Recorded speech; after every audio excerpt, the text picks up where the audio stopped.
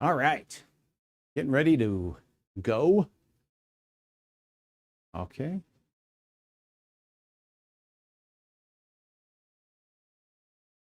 All right. Hello, everybody. It's meteorologist Hutch Johnson. Hey, we've had a Friday chill in the air after an awesome day yesterday. Now, we've been talking a warm up, and you're hearing tell of big time snow working its way to the region. And I'm sure glad you check with me and trust me about this. We're going to go over the details on that. But first, we have a nice warm weekend for your Super Bowl coming up. It does look pretty nice, but we have some weather worries to talk about as well. We're going to do it all right now on Hutch's Weather. Thanks so much. So for all of you who have, well, head over to hutchesweather.com for the latest in your weather information, who've said thank you to all of my fine sponsors, including the very handy OK Tire Road Conditions Report found right here. You can also find out more details about that trip I'm taking this summer in August to Norway, including dates, destinations, and more details on where you can call to find out more details. And there's a webinar link on there as well. So thanks to all of you for checking that out. Now let's get right to the meat and potatoes of the forecast. Look at these temperatures today. A little bit of a setback over what we've been seeing across the region. Now, looking across the nation, we got 60s in parts of Montana out to the west. And as you go down into Colorado, 63 degrees. Here's the cold pool of air, but it is sliding off to the east. We have sub-zero temperatures up far to the north. Now, as we take you in just a piece closer here, let's go ahead and get on up here. Now you're going to be able to see that we do have some areas that are down in those single digits at this hour. Up in and around that Langdon Walhalla area, it's 10 degrees right now. We do have 7 degrees for you in Hallock, 14 in Grand Forks, and a look at that 19-degree reading in Park Rapids. Not too bad. Foston at 10. 7 for War Road right now as we head up into Roseau County, and out in the Twin Cities, temperatures are focused generally right around that 20-degree mark. Hey, drop a comment. Let me know what you're thinking about here as you head into the weekend forecast. We're going to talk about a chance of snow. I've seen some folks out there showing this blow up chance of snow. Is it really there? Yeah, but I'll show you why I haven't really said much about it yet. It's way out there, and there does look to be a pattern change, and we're going to get to that. But first, let's talk about this next 24 hours, shall we? Because it really does look wonderful out there. And if you happen to be watching, let me know now. This is not a sports cast. This is weather, folks. We talk weather here. But who's your pick for the Super Bowl champion on Sunday? Do you think those Seattle Seahawks are going to get it done again? Or do you think it's going to be really a team that has come back from, well, they've been around a long time, but come back from a rebuilding process from New England?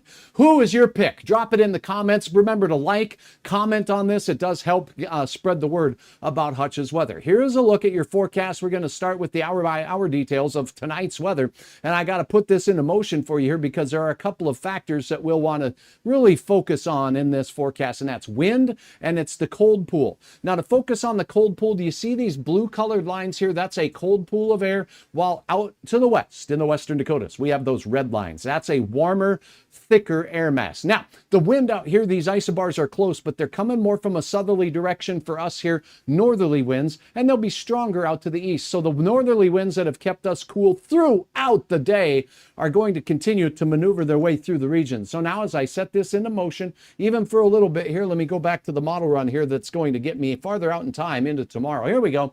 The new one was just calculating.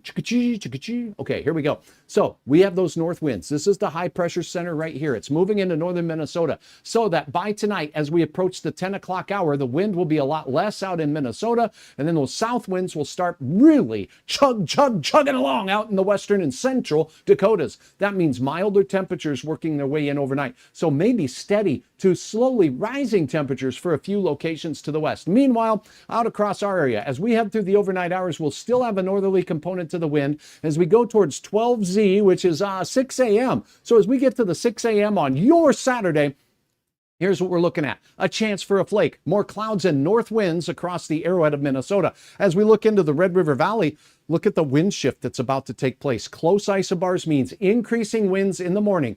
Eastern North Dakota has the isobars that are closest, gustier winds, more from the south or southeast as we get our day started. Here's a low pressure system, but we're not seeing much in the way of weather with it. As this warmer air does eventually work its way north, though, it will fill in the flakes, but in the central provinces of Canada as we head into your Saturday afternoon. So morning breezy across Minnesota, and we stay breezy with those south south winds helping to scrub out the cold air. However, will be pretty chilly in the morning. So it will have a wind chilly feel to it tomorrow, even though the car's thermometer that you're reading says, by golly, it looks warm out there.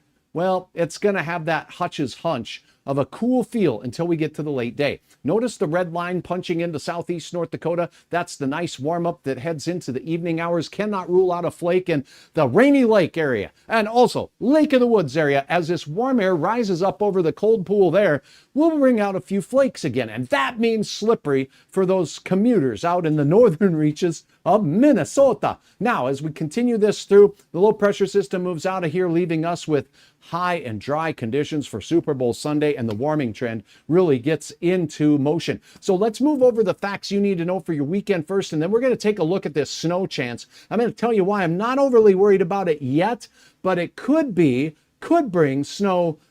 But some models say Canada and other models say South Dakota. I'll get to that in a second. Right now, look at these low temperatures, slowly rising temperatures back into those 30s for some near Glendive in the overnight hours. South winds there, 15 to 30 miles per hour, a little stronger out to the west. Here, our south winds won't be as strong, around 15 miles per hour, but with temperatures like this, near 5 to 10 degrees, it's going to be wind chilly. And how about negative numbers out here in the purple blob? Nobody likes a purple blob, and that's cold and wind chilly. So when we look at those wind chills, as only we can do here on Hutch's Weather, we'll have 10 to 20 below wind chills across eastern Minnesota. Draw a line, western Minnesota, 5 to 15 below, as that morning feels like reading that you're going to have. And then not as much of a factor there as we head into your morning hours out to the west. Young man. Now, let's take a look at what happens late. The wind decreases out to the west. That's why I got little arrows, little south wind. Woo-wee! 55 in Glendive, 53 for you in Dickinson, and the oil patch looking mighty fine with mid-50s there. Anywhere there's no snow on the ground, we're going to have that chance to really warm things up with a lot of sunshine. Those south winds will scrub out those single-digit morning readings, and we're rocking 29 to 30 degrees here in the Red River Valley. Across Minnesota, though, that pool of cool stays planted in the arrowhead, and that's going to act as a ramp. Cold, dense air, warm air can't move it out of the way, so it rises up. And when it rises up, it makes clouds and flakes. And remember, the best chance of those will be out near the arrowhead. But watch for some slippery conditions there. 7-day forecast coming momentarily. But right now, I do want to point out that on the visible satellite imagery that we've had throughout the day today, I wanted to point out some areas of interest as to why and where the warm-up will be the greatest. Now, we do have quite a bit of cold air here and some lower clouds showing up as we look across parts of the Dakotas. And as we go into Minnesota, you can see the white on the ground. That's the snow. Anywhere we have snow on the ground, we're going to have a cool night tonight. But looking out to the west, the oil patch out here near Williston and the Lake Sakakawea area to Fort Peck. Not as much snow on the ground out in southwest parts of North Dakota as well. What does that mean? Well, Hutch is telling you that's where we're going to really see things warming up. By the time we start getting into the snowier fields, maybe Stutzman County and the Devil's Lake Basin and in through the Red River Valley and much of northern Minnesota along and north of I-94, it is going to be a little cooler and take a little longer to warm up. So what does that mean for your extended forecast? Here, as promised, 31 wonderful degrees in Fargo, Moorhead as we go through the day. We'll have that chance of a flurry in the arrowhead of Minnesota, but all in all, much milder as you go to the west of Fargo. Even Jamestown, even you folks in the Air area, Castleton, yeah, all the way out towards New Rockford, you'll have a chance at being warmer than Fargo will, thanks to the fact that you'll be a little closer to that snow-free zone, if you will. And particularly, you get out to Bismarck, and we're going to talk about some mighty mild temperatures there. Hey, it looks beautiful out here. I am not going to complain about how far above average these are.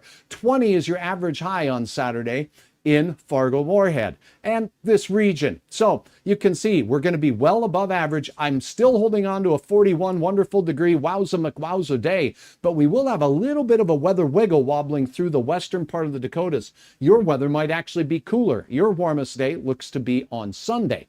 But dare I say, 65 to 70 degrees. Then we're talking about some mid-30s out there Tuesday through Thursday. Woo! A big dip in the system here on Thursday. So no major storm systems here. So what's this talk you're hearing about? Let's take a look. First of all, though, I do want to take 1 minute and show you the current conditions across the area as far as the radar is concerned. And as you will see and I will see here, it's not too much to be awful concerned about with our weather fairly quiet across the upper Midwest. So take a look at this, all the way from the West Coast out into the Mississippi River Valley and even out into the Ohio River Valley, very quiet. It's not until we get into areas near the New England states out here. So from Western PA into New York, some big time snow working its way through. Some of it is at fancy lake effect snow, enhanced snowfall amounts in those areas out towards Philadelphia and off the coast of Carolinas. We're seeing some rain showers, but that's pretty quiet heading into the weekend. Now, talk about snow. There is nothing on the 7-day forecast. After I go on this little conversation with you, nothing on the 7-day forecast has me worried over the next 7 days. So it's after that we're going to see this snow chance. And it does look like a more active pattern will set up, and I'm going to show you that pattern. But what I want to point to you is that sometimes when you see on social media or maybe even some other broadcasts, even locally, it's hard to get excited about something that changes every day. And you like to see consistency with those things before you really get excited about it. So keep in mind, we're going to see some changes here. These are long-range models that really have errors put into them today that will compound as we go into the future. But once we start seeing model agreement on the track, and we are not even close to that yet, then we can have some confidence. So let me show you what Hutch is seeing and what Hutch is concerned about as we head into this time frame. So let's look at the big picture, and that will be, let's start with the European model. And the European model, as we take a look at the big USA view, what we're watching is the storm track right now out in central parts of Canada, working its way into the New England states as high pressure is set up shop out to the west. That should keep us protected from too much in the way of unsettled weather, and south winds on this side of the high pressure systems are allowing us here through the Central Plains to start to see that nice warm up that we are going to be enjoying as we go through the next few days.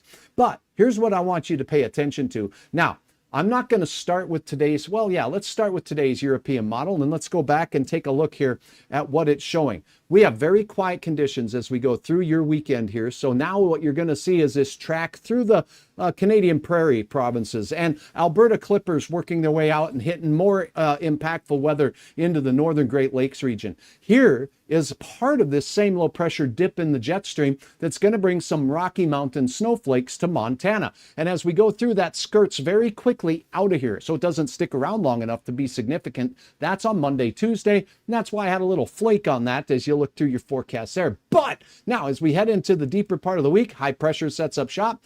Look at this little cutoff low pressure system down here in California. That one ejects. Is that coming towards us? Well, today's model says that's a Central Plains thriller there in the 12th of the month. Still not worried about that. Now, as we continue through the process, what you're going to notice is a low pressure system moving off in the central Pacific coast states. It sets up shop in the central Rockies, and here comes, look where this one's originating from on the 15th, Wyoming, a Wyoming low.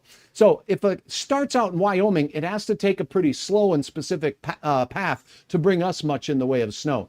Notice that low pressure scoots out, but the main system continues to drag through. Big time snow in the Rocky Mountains and the desert Southwest. We'll see some beneficial rain shower from this major storm system. So yes, there is a stormier track on the model here. As we look at this though, this low comes out of Colorado, moves into the Central Plains, and look at South Dakota, look at Nebraska, look at southern Minnesota. Is this going to happen?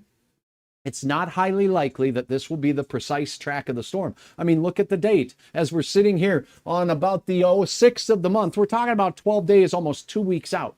No model does a consistently great job of showing it. But if we see more models showing this same solution, then I would actually start really ringing a little bell and saying it might be time to start thinking about this system. Now, if you happen to be in South Dakota, I would watch it. That looks like a windy and very heavy system.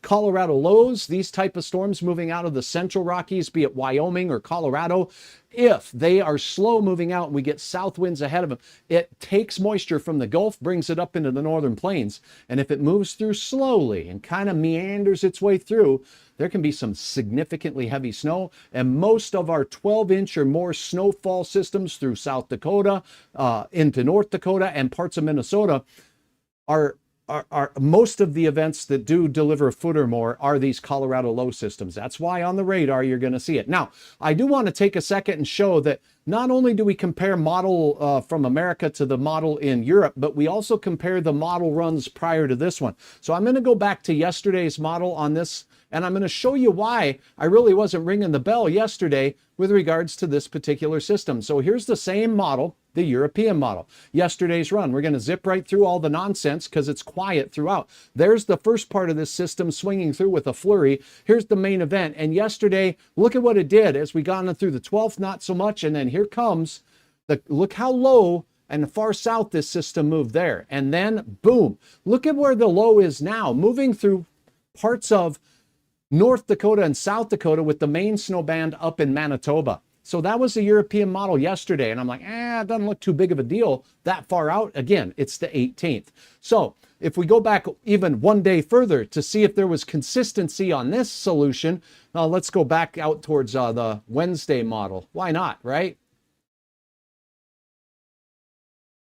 Because this is kind of fun, and this is what meteorologists do. So you're getting a behind the curtain scene of how we take a look and when we start maybe being a little bit more urgent in our messaging with regards to a storm system. So this is so far out as you take a look here as we go into the 15th, 16th, there's a zipper of a system working its way through the central plains. And here comes the main event. And this one is going through Wyoming. And then it stops right here. And we really see a rapid moving system leaping out of Colorado and impacting the Great Lakes. So this is all over the place, and this is on the European model. So that tells us that, well, it's not even consistent from run to run. Now, the American model, I'm going to show you, and we'll start back on Wednesday. So Wednesday of this week is when you started hearing about big storm possible, okay? Well, yeah, it's possible. Look at this. This puppy had on the 16th now, big time date difference here, folks. So these models are not co-aligned with this, but it did have a big time low moving out of Wyoming. I wouldn't even call it Colorado, and it zips through here with heavy wind and some snow chances. Is there another one after it? Boom, boom, boom. Nope, that one dives way down to the south as we go into the 20th. So the timing of these models is off, and therefore we can't be too excited about the answers that either are giving us. Now, let's take a look at this one. This is Thursday's model run, yesterday's. And again, here we go with the storm system coming through. Whoop, there it is. So now we're looking at the 16th. The American model, 2 straight runs in a row, 2 straight days in a row, said the Dakotas could get some meaningful wind and snow, some of us getting rain. This is a common springtime storm pattern that we would see here. Rain on the eastern side of the Dakotas and into Minnesota with snow out to the west. Here comes the second wave through, and that one dives to the south. So for 2 days in a row, at least the American model was consistent in its answer. What is it doing today? This is where it's telling. And this is where we have to say, well, we're going to have to wait a little bit more time before we get too awful excited about this. So here comes, I'm going to zip right into the 13th, 14th, and we'll see there's a low moving through the south. Here comes the Central Pacific low. It's developing in Wyoming as we go through the 16th. So instead of seeing big time snow in the 16th here, it's still setting up. And then as we go into the 16th, the night of the 16th, look at this. Canada now seeing the snow from Manitoba and Saskatchewan right into parts of Ontario with showers and thunderstorms, and some could be strong to severe in the Central Plains if a pattern like this evolves. So today's model from the American model versus the European model. The European model has this being a South Dakota, southern Minnesota storm, and this one has it being a storm on the 17th and into the morning of the 18th for the Canadian border counties. So what does that mean? Let's boil it down. Here's Hutch's hypothesis. The models are going to whiplash around. They change every day. That's why Hutch doesn't have a 15-day forecast on my map. I don't do a 15-day or 20-day forecast or 12-day forecast.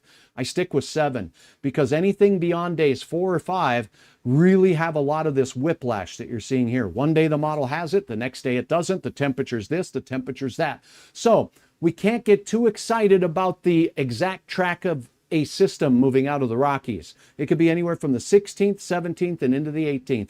But all that we do see is some unsettled weather moving out of the Rockies and actually out of the southwestern United States through the Rockies and into the central and northern plains. a much more active pattern for our area as opposed to the current pattern, which is taking most of the storm's tracks right through portions of central Canada and those provinces. So now, without further ado, let's take a look at your questions. So we're going to start with my friends right here on YouTube. Thanks a lot for hitting the subscribe button. It helps me out a lot. And if you feel it, go ahead and hit a heart, get a like, give me a smiley face if you like the content. Deb, good to have you on here. What's up with you? I hope you're having a great day. Once again, Kim and Carol, thank you so much for donating dollars to me on my YouTube channel. Those dollars go to help support and build Hutch's Weather for the future. And just as a note, not because I'm trying to do anything other than saying there's other ways to help support Hutch, and you can find it on Hutch's website or on my brand new weather app. So if you go up here, there's a shop button now,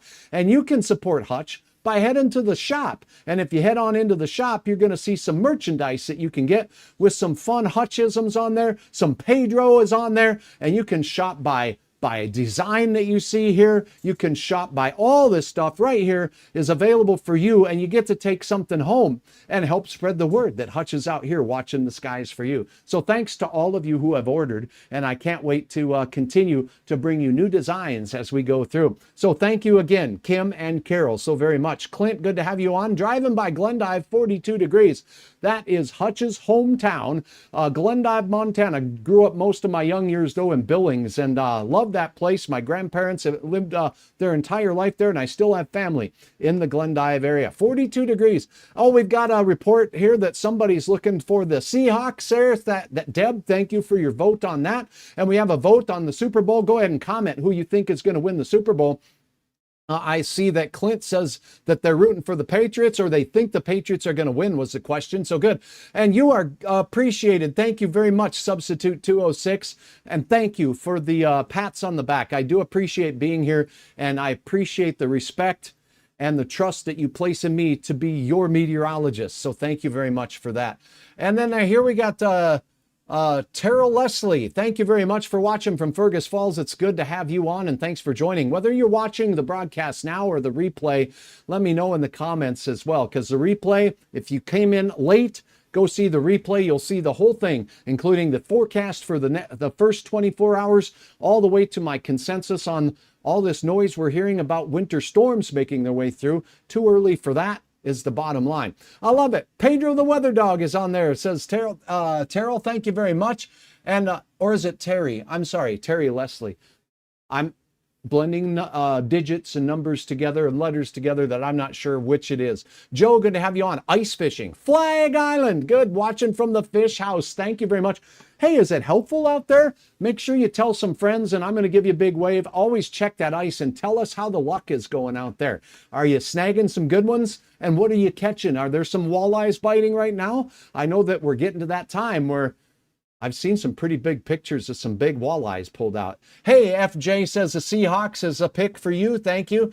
And Terry is correct. Thank you, Terry. I'm sorry about my mispronunciation. Now, let's check in with my friends right here on my Facebook page as well. So let's go ahead and see what's going on with you and your comments here. Oh, let's see. Where did they go? Give me a second while I pull up the screen here. Me apologies. Oh, did I forget to hit the go live? Well, I guess I'm going live, and I'm going live on YouTube only. Facebook, I'll post this on there for you here in a minute. I must have forgot to click a button. As you notice, Hutch has been doing a little bit more standing doing the weather, and because of that, I didn't see or hit that button just exactly right. But I'll get these little kinks in the hose going in the right direction. That visible satellite loop was very interesting for today. We have an interesting extended forecast. We'll close with that. And then I also want to close with thanking each and every one of you for your support of Hutch's Weather. Here is a look then once again at that 7-day planning forecast as we see a nice warm Sunday and Monday and a warming trend after a cold start on Saturday that will have us kissing 30 degrees. So great weekend and above average for about the next 8 or 9 days before we see some chances of changes. And as you saw on my analysis of the extended forecast, it's all the way through about the 16th through the 18th when we'll see a couple of waves of some stormier weather making its way through. Right now, I'm going to side a little bit more with that European model with that solution through South Dakota. We will see, though. It's very early. That's just Hutch's hunch. Have a wonderful Friday evening. You know I will. I've got some more things to do here. And upon that, I hope you have a wonderful evening. And I'm going to leave you with a little bit of information on the Norway trip and where you can find out more details on that. Guess what? I'm heading to Norway with my friend Froda, and we want you to come along with us. It's August 16th through the 26th of this year. Froda, where are we going to see? Well, first of all, we're going to the capital of Norway in Oslo. Then after that, go over the mountains to Flum, Bergen, Molde, and Trondheim. So much to see in between, and yes. Lutefisk included, maybe. Yeah, maybe. Hey, you can head over to my website today or my app and find out more information, or call our friends at Brecky Tour and Travel today. All right, thanks so very much. Look for this button on Hutch's Weather app, or you can click on the Norway flag on my website to get the latest information with regard to that, including the number you can call to get more information mailed your way, or you can watch the webinar that is in place right on my website right now by clicking on that Norway flag. A lot of questions and answered came from you and those who attended. Thanks so much. Have a wonderful evening, and we will check back again a little later. This has been a Hutch's Weather Update with Chief Meteorologist Hutch Johnson. Follow